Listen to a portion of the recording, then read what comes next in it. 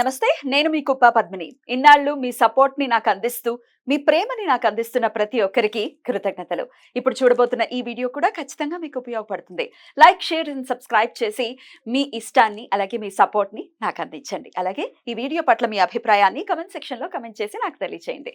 నమస్తే. నమస్తే. Welcome to our channel. నేను పద్మిని. ప్రస్తుతం మనతో పాటు ప్రముఖ ఆధ్యాత్మికవేత్త, వాస్తు జ్యోతిష పండితులు శేషగిరిరావు గారు ఉన్నారు. మాట్లాడదాం. నమస్కారం అండి. నమస్తే అండి. రాసుల వైజ్ గా కూడా వాస్తు ప్రకారం ఎలాంటి జాగ్రత్తలు తీసుకోవాలి అనేది చాలా అద్భుతంగా వివరిస్తూ ఉన్నారండి. ఒక మంచి సబ్జెక్ట్ ఇది డెఫినెట్ గా. నాకైతే చాలా చాలా ఇంట్రెస్టింగ్ గా అనిపిస్తుంది the way you are explaining అనేది. అండ్ డెఫినెట్ గా మార్పులు చేసుకుని అద్భుతమైనటువంటి మీ క్లయింట్స్ కి ఎంతో మందికి ఇట్లా మీరు రెమెడీస్ ఇవ్వటం చెప్పడం జరుగుతూ ఉంటుంది కదా సార్. అది ప్రేక్షకులకు కూడా తెలియజేస్తున్నారు. అందుకు ముందుగానే కృతజ్ఞతలు తెలియజేస్తూ, మేషరాశి గురించి ఆల్రెడీ మీరు చెప్పి ఉన్నారు. ఏ దిక్కులో ఎలాంటి జాగ్రత్తలు తీసుకోవాలి, ఎలాంటి వస్తువులు పెట్టుకోవాలి అనేది చాలా అద్భుతంగా వివరించారు. ఇక నెక్స్ట్ వృషభ రాశి వీళ్ళు ఎలా ఉండాలండి? ఏ దిక్కులో కాస్త జాగ్రత్తగా ఉండాలనుకోవచ్చు? తప్పకుండా. ఎందుకంటే వృషభ రాశి అంటే ఇందాక మనం ఏదైతే మేష రాశికి బాగా చూసుకోవాల్సిన దక్షిణం అని చెప్పామో, వృషభ రాశి వాళ్ళు కొద్దిగా పాడు చేసుకునే పర్వాలేదు దక్షిణం. పాడు చేసుకున్నా పర్వాలేదా? ఎందుకని అంటే కనుక వృషభ రాశి వాళ్ళు జనరల్ గా ఏంటంటే కొద్దిగా మెహర్బానికి పోయో ఆడంబరాలకు పోయో కొద్దిగా ఖర్చులు ఎక్కువ పెడతారు. సో ఎందుకంటే వాళ్ళకి శుక్రుడు అధిపతి అవటం వల్ల ఏంటంటే భౌతిక సుఖాల మీద కొద్దిగా కోరికలు ఎక్కువ ఉండటం అనేది సహజం ఉంటుంది. సో అందుకని ఖచ్చితంగా ఈ సుఖాల కోసం అయితేనేమి, ఆడంబరాల కోసం అయితేనేమి ఖర్చు పెట్టడం అనేది, అంటే వాళ్ళు ఒక పూజ చేసినా కూడా 10 మందిని తెలిసి వాళ్ళ యొక్క మెహర్బాన్ని చూపించుకోవాలని అంటే ఎక్కడక్కడ కొంత ఖర్చుని వేస్ట్ చేయటం అనేది ఉంటుంది. తర్వాత రెండోది వచ్చేప్పటికి ఏంటంటే ఈ వృషభ రాశి ఒకటి, తులారాశి ఒకటి, రెండిటికి శుక్రుడు అధిపతి అవుతాడు కదా. కానీ జనరల్ గా వీళ్ళకి ఏంటంటే భార్యాభర్తల రిలేషన్స్ లో కూడా కొంత ఏవో రకమైన ఇబ్బందులు ఉంటాయి. ఎంత వీళ్ళు జాగ్రత్తగా ఉందాం అనుకున్నప్పటికీ కూడా థర్డ్ పార్టీల ప్రమేయం వల్ల కూడా ఎక్కువ దెబ్బలాడుకునే రాశుల్లో ఈ వృషభ రాశి ఒకటి, తర్వాత తులారాశి కూడా ఉండటం అనేది ఉంటుంది. కాకపోతే ఇప్పుడు మనం ప్రస్తుతం మాట్లాడుతున్నది వృషభ రాశి కాబట్టి, ఈ వృషభ రాశికి ఈ రెండిటికి అంటే ఇక్కడ వచ్చేప్పటికి ఏంటంటే ఖర్చుకి కానీ, భార్యాభర్తల రిలేషన్ కానీ, ఈ రెండిటికి సంబంధించిన వాడు కుజుడు అవుతున్నాడు. సో ఇక్కడ దక్షిణంలో గనక ఖచ్చితంగా అంటే ఇక్కడ బరువులు అనేది దక్షిణంలో పెట్టుకోవటం వల్ల ఆ ఖర్చులు తగ్గటం అనేది తప్పనిసరిగా ఉంటుంది. కుజుడు ఎలా అవుతున్నాడండి వీళ్ళకి? అంటే వృషభ రాశికి మరి మేషం అనేది వ్యయం అవుతుంది. తర్వాత వచ్చేప్పటికి 7వది వృశ్చికం అవుతుంది కదా. సో అందుకని కుజుడు అవుతాడు. సో లగ్నాలు తెలిసిన వాళ్ళకి లగ్నాలకైనా అంతేగా. రాశులు జనరల్ గా ఎక్కువ మంది తెలిస్తే లగ్నాలైనా కొద్ది మందికి తెలుస్తుంది. సరే మనం లగ్నమైనా సరే రాశి అయినా సరే, బట్ వ్యయాధిపతి అయితే కుజుడు అవుతాడు. మరి చంద్రుడి నుంచి కూడా చూసే పద్ధతి అనేది ఒకటి ఉంటుంది కదా. సో అది అందుకని మనం ఎలా చూసుకున్నప్పటికీ కూడా వ్యయాధిపతి తర్వాత సప్తమాధిపతి. సో అక్కడ రిలేషన్స్ బాగుండాలి అంటే కనుక వీళ్ళకి కుజుడు పరిపూర్ణ శుభుడు కాదు. అందుకని దక్షిణాన్ని పాటు చేయొచ్చు, పర్వాలేదు. సో అందుకని దక్షిణంలో మనం ఏదైనా సరే కొద్దిగా బరువులు లాంటివి ఇలాంటివి పెట్టచ్చు. తర్వాత బాగా చూసుకోవాల్సింది ఏంటంటే తూర్పు మటుకు వీళ్ళకి బాగా ఉపయోగం ఉంటుంది. తర్వాత ఉత్తరం ఒకటి, అంటే ఈ తూర్పు ఉత్తరం పెరిగేవి వీళ్ళకి చాలా అవసరం. ఎందుకంటే ఈ వృషభ రాశి వాళ్ళు పై స్థాయికి వెళ్ళిపోయి పడిపోయేది కూడా ఎక్కువ ఉంటుంది. తర్వాత ఇల్లులు కొంటారు, మళ్ళీ అమ్మేసుకునే పరిస్థితులు కూడా ఎక్కువ వస్తూ ఉంటాయి. సో అందుకని ఇక్కడ తూర్పు అనేప్పటికీ సూర్యుడు అధిపతి అవుతాడు, వీళ్ళకి చతుర్థాధిపతి అవుతాడు. అందుకని తూర్పులో సాధ్యమైనంత వరకు కూడా బరువులు ఎక్కువ పెట్టకుండా ఉండాలి. తర్వాత ఉత్తరంలో కూడా బరువులు ఎక్కువ అలాగో జనరల్గా పెట్టం. కానీ ఈ ఉత్తరంలోకి వచ్చేప్పటికి ఏంటంటే వీళ్ళు ఏదైనా సరే పెట్టుకోగలిగితే, మనం ఈ బ్యాంబూ వృక్షం అని చిన్న అమ్ముతారు ఇప్పుడు మనకి. అది ఖచ్చితంగా వీళ్ళు ఉత్తరంలో పెట్టుకుంటే కనుక ఖచ్చితంగా సంపద బాగుంటది. సో అది చిన్న మార్పు ఆ రకంగా చేయొచ్చు. తర్వాత రెండోది వచ్చేప్పటికి ఏంటంటే ఎవరికైనా ఈ ఆక్వేరియంస్ మనం పెంచుకునేది కొంత ఇష్టం ఉందనుకోండి, వీళ్ళు అది ఉత్తరంలో పెట్టుకోవాలి. ఆ రకంగా చేసినా కూడా ఖచ్చితంగా మేలు జరగటం అనేది ఉంటుంది.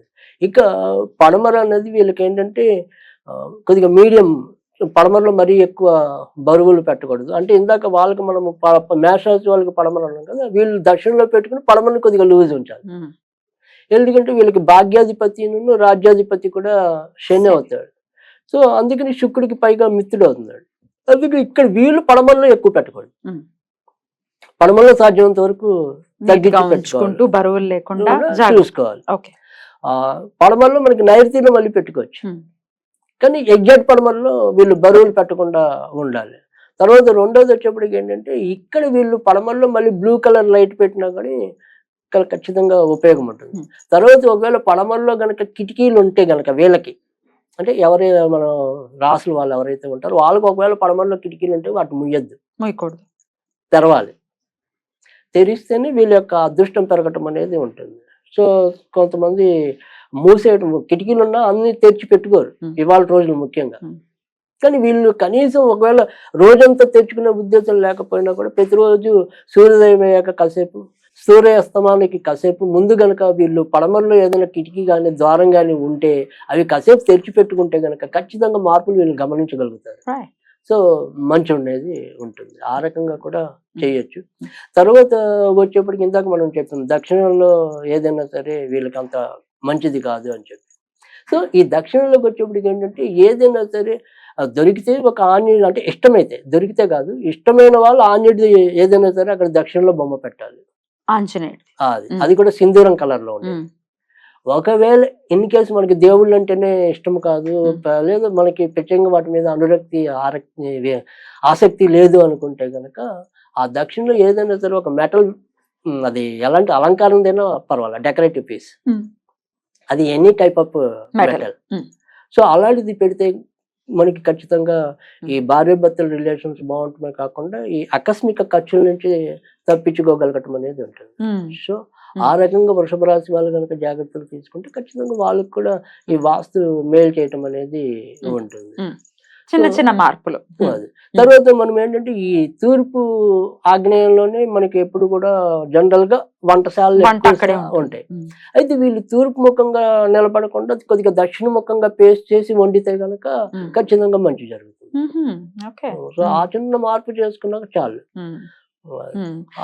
అయితే ఇప్పుడు ఆగ్నేయంలో వంట కాకుండా ఒకవేళ దక్షిణంలో ఎవరైనా చూసినా అదేమిటి తూర్పు వైపుకి తిరిగిలేరు ఇట్లాంటివో శంకలు పెట్టేస్తూ ఉంటారు, అలా చేయకూడదు, ఇలా ఉండకూడదు, ఇలా ఇట్లాంటివి ఏవో ఉంటాయి.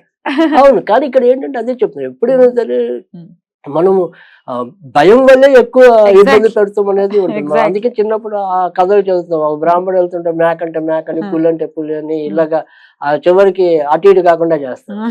సో అలా కాదు, నమ్మటం అనేది అంటే ఇక్కడ ఎప్పుడు కూడా నేను అనేది మూఢత్వాన్ని ఎప్పుడు బోధించడం అనేది నా పద్ధతి కాదు.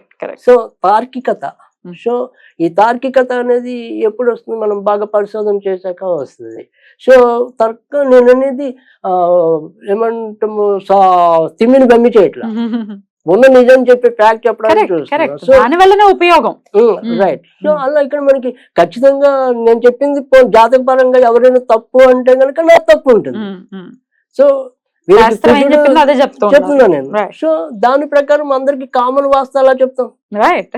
సో కొంతమంది ఇళ్ళల్లో మరి చూస్తున్నప్పుడు వాళ్ళు ఎలా బాగుపడ్డారు, ఇంత తప్పు ఉంది అనిపిస్తుంది.